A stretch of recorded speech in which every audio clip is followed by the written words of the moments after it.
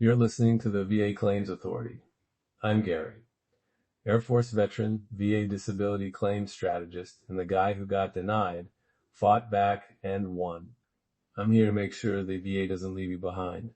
Whether you're filing your first claim or fighting your fifth appeal, this is your briefing. Let's get into it. Hook. Most veterans can claim additional disabilities without proving the new condition happened in combat or during service. You only need the right link to an existing service-connected condition. That link is called secondary service connection, and it costs a whole lot less time and stress than filing a brand new direct claim. Promise. In the next 10 minutes, I'll define what secondary service connection means under VA law, name the exact forms and medical evidence the VA respects, and give you one concrete action to take today that moves a claim forward. Not research more, but a specific document you can create and submit. The briefing. What is secondary service connection? First, the legal standard. Secondary service connection means a current disability resulted from or was aggravated by an already service-connected condition. The medical standard the VA applies is essentially causation. Is it at least as likely as not, a 50% plus probability, that the new condition was caused by or aggravated by the service-connected disability or its treatment? Two common examples.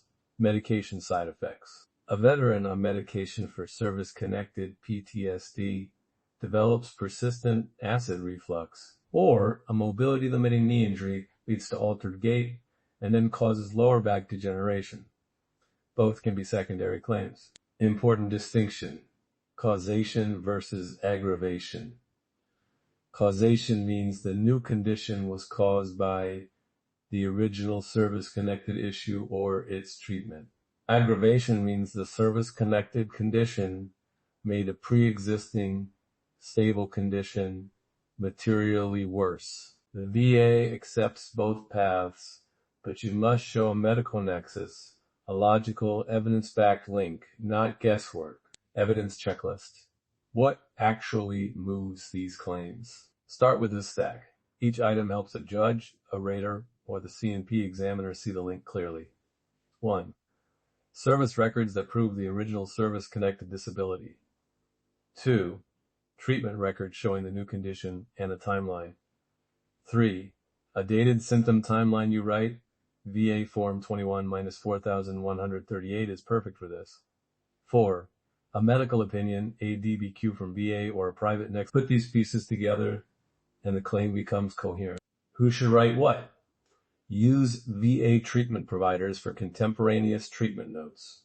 If the VA provider won't write a clear nexus, get a private physician who treats you to write a nexus letter, someone who knows your history and can explain causation in clear medical terms.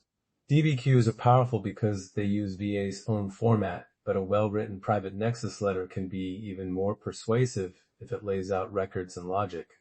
Step-by-step example. GERD tied to PTSD medication.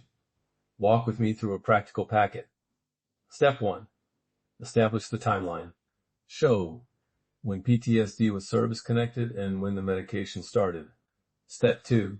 Show onset of reflux symptoms, dates, ER or clinic visits, prescriptions for antacids, notes that you told a clinician about new heartburn after starting the medicine.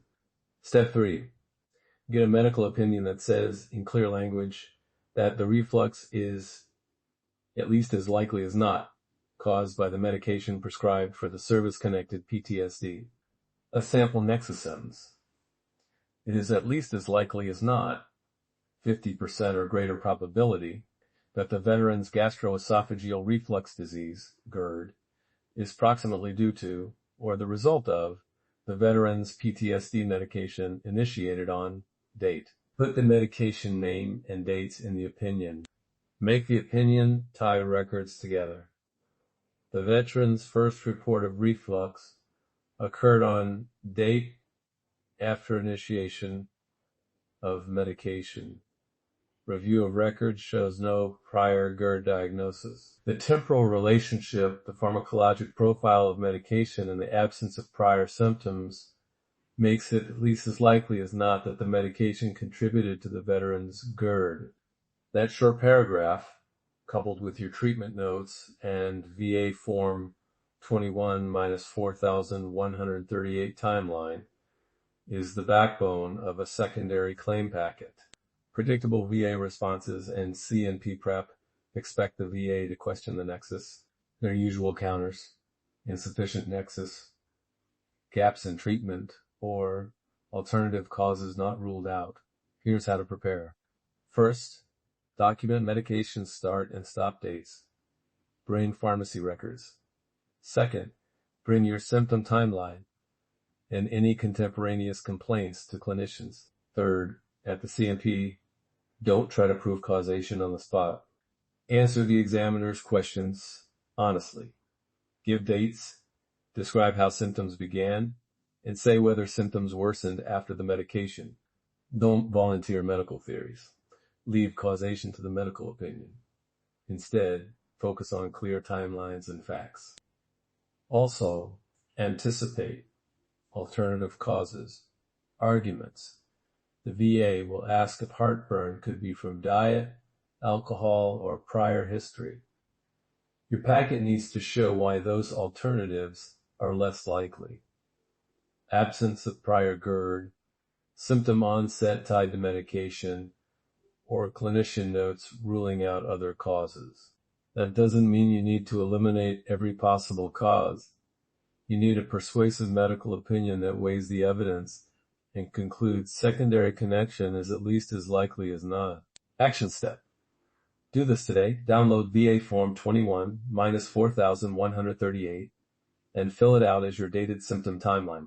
On it, list 1. The service-connected condition and award date.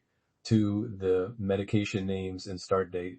3. First date you noticed the new symptom. 4. Brief statements about how the symptom affects daily life. Sign and date it. Then email your primary clinician or a private treating physician with a 1-paragraph request and this exact template line for a nexus.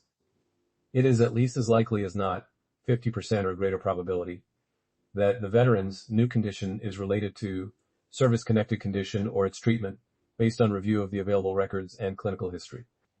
Ask them to place that sentence on office letterhead and include dates and medication names. Do that today. This single packet will change how the VA views your claim. Close. Quick recap. Secondary claims need a clear timeline, treatment records, a focused medical nexus, and supporting lay statements. Don't try to win this at the C&P by arguing medical causation yourself. Build the paper record first. For templates, sample nexus wording, and a downloadable 21-4138 timeline you can fill out today, visit backclaimsauthority.com. If this episode helped you, share with a veteran who needs to hear it and leave a review. It helps other vets find practical guidance. That's your briefing. Now go execute. If this episode helped you, share it with a veteran who needs to hear it. And if you need help with your claim, whether it's an audit, a rebuttal, or a full strategy session, head to backclaimsauthority.com. I've got the tools and the experience to help you win. I'll see you next episode. And remember, your service earned this. Don't let paperwork take it from you. The VA won't tell you this. I will